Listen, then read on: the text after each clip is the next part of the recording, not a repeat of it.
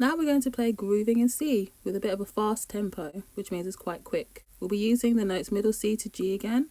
We're going to listen, watch, practice, and then play with the rhythm. Watch out for the skips with this one. Ready?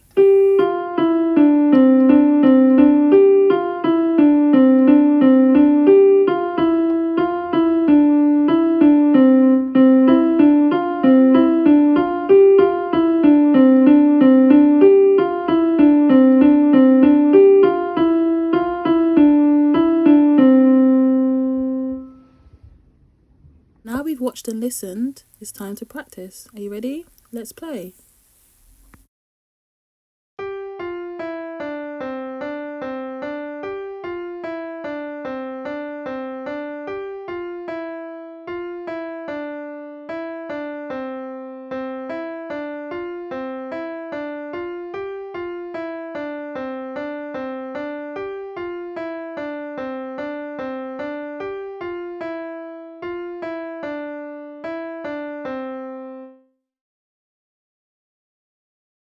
Ready to play with the rhythm? Listen to the beat, and when you're ready, let's play.